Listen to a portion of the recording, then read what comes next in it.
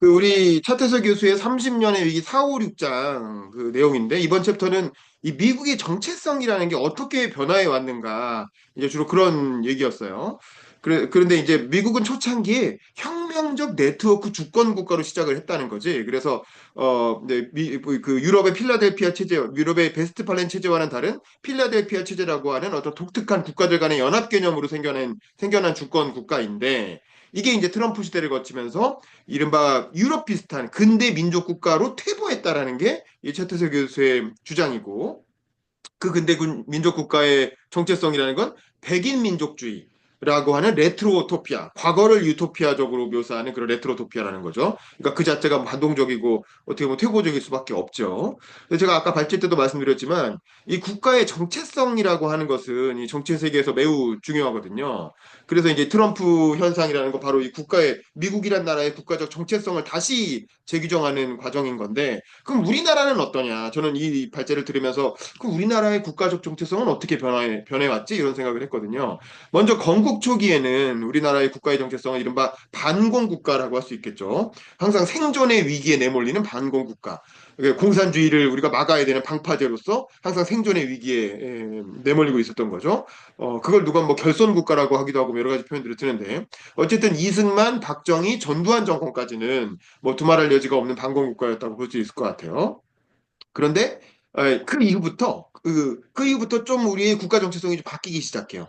뭐냐면 산업화와 민주화에 모두 성공한 세계화된 모델 국가로서 국가적 정체성이 바뀌는 시기가 그 놀랍게도 노태우 정부부터 시작해서 노태우 정부도 은근히 민주화를 많이 강조했죠. 그리고 김영삼 정부는 아예 대놓고 세계화라고 하는 걸 국가적 슬로건으로 내세웠고 김대중 정부도 제2의 건국 뭐 이런 노선을 얘기하면서 그 흐름을 타고 간 거죠. 그다음에 노무현 정부도 말할 것도 없었고 거기에 저는 이명박 정부까지도 어쨌든 산업화와 민주화에 모두 성공한 어떤 세계화된 모델 국가, 그러니까 제3세계의 어떤 모델 국가다라고 하는 그런 세계화, 선진국 담론이 우리나라를 이렇게 지배하는 시기였다고 생각을 해요. 이제 그런 시대가 한동안 이어지다가 다시 최근 들어서 다시 생존의 위협에 시달리는 반공국가로 다시 정체성이 회귀한 게 이제 박근혜 정부 때부터 이제 시작이 된 거지. 박근혜 정부 때 개성공단을 폐쇄하고 그 사실은 뭔가 굉장한 두려움과 트라우마가 없으면은 굳이 할 필요가 없는 그런 수세적인 조치거든요. 그런데 이제 그런 위기 의식에 어떤 시달리는 듯한 그런 그 컴플렉스와 트라우마에 시달리는 듯한 모습을 보이는데 박근혜는 이제 박정희의 딸이라고 하는 그런 독특한 그 멘탈리티가 있었죠. 하지만 그 밑에는 박근혜 대통령을 지지하는 그런 어떤 그 양극화된 저소득층, 특히 노인 빈곤층의 어떤 에너지가 되게 많이 결집됐던 것 같고, 그 박근혜 정부가 탄핵으로 무너지면서 문재인 정부가 들어왔는데, 저는 이 문재인 정부는 미국의 바이든 정부 비슷한 거였다고 생각해요. 그래서 과거의 모델을, 그 자유주의 국제 그 정치 모델을 회복하려고 노력을 했지만, 그 문재인도 과거의 어떤 그런 담론으로 국가를 돌리려고 했지만 잘 안 됐죠. 5년 정도 열심히 했는데 결국 현상 유지하는 수준에 그쳤고 그 다음에 등장한 윤석열 정부가 아주 그런 어떤 그 생존 위협에 시달리는 반공 국가의 정체성을 다시 강력하게 내비친 게 바로 최근의 계엄 사태였다라는 생각이 드는데 그래서 저는 그렇다면 차기 정부는 도대체 어떤 국가적 정체성을 내세울 것이냐 저는 이제 그런 생각이 들거든요. 최근에 이재명 대표가 오늘 최근에 비전 발표한 걸 보면 역시 생존의 위기에 내몰린 국가라고 하는 그런 위기감을 강조하는 정서가 기본적으로 깔려 있는 것 같아요. 그래서 앞으로 향후 5년은 절체절명의 시기다 뭐 이런 표현도 쓰고 그러는데 다만 여전히 중국이나 북한의 위협을 강조하는 그런 중국 간첩 위협론 같은 게 있잖아요. 근데 그런 국가론이 잠재적으로는 아주 강합니다. 그게 이제 태극기 부대를 상징하는 국가론이죠. 이게 중국이나 어떤 북한이 뭔가 이렇게 우리나라에 침투해 들어와서 간첩 활동을 하고 그걸 통해서 국가를 전복하려고 하고 우리나라는 언제든지 다시 생존의 위기에 내몰릴 수 있다는 그런 국가론이 바탕에 깔려 있는 거고 여전히 오늘 윤석열 저희 집 앞에서 이제 처음으로 퇴거해갖고 가는데 그 우리 집 앞에도 여전히 태극기 집회 오시는 분 엄청나게 와가지고 마지막으로 환호를 한단 말이죠. 여전히 윤석열에 대한 지지가 국민에게 일부 있다는 건 그런 정서가 바탕에 깔려 있다는 거지.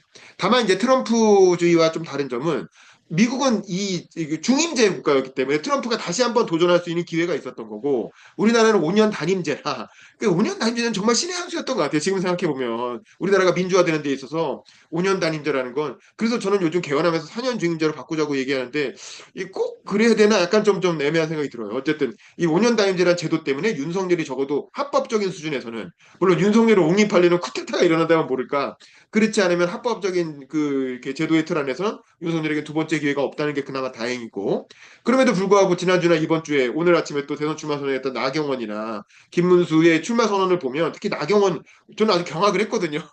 나경원의 출마 선언은 그냥 윤석열이 얘기하는 거랑 똑같아요.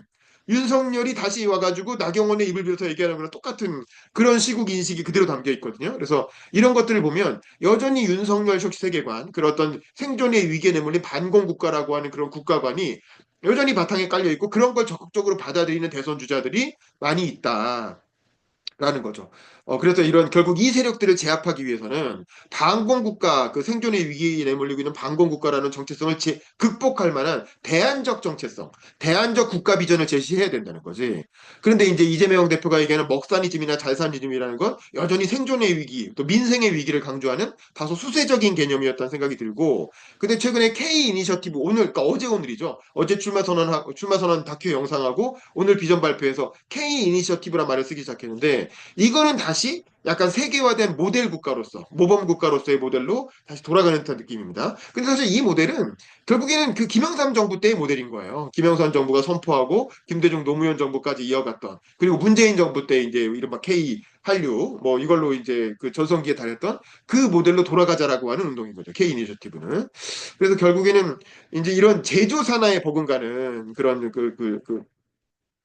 유성룡이 말했던 제조 산하에 버금가는 그런 국가 체제에 대한 근본적인 변화가 필요한 시점인데 왜냐하면 이미 우리는 저출산의 위기를 겪고 있잖아요. 저출산의 위기라고 하는 거는 이 나라에서 더 이상 살고 싶지 않고 자식 낳고 싶지 않다는 거거든. 그만큼 우리 사회는 굉장히 구조적인 모순에 쌓여 있고 양극화는 계속되고 있고 그래서 이거를 해결하지 않고는 그 저출생 노력 고령화 문제 같은 건 해결하기 어렵다는 거죠. 그래서 뭔가 근본적인 개혁이 필요한 상황이긴 한데 예, 이런 게 이제 그 생존의 위기에 내몰렸다는 위기의식하고 또 연동되는 거죠. 근데 윤석열 정부 이전에도 이미 나라가 윤석열이 망가뜨린 게 아니에요. 윤석열 정부 이전에도 나라는 망가지고 있었어요. 그러니까 저출생 현상이 나타났지.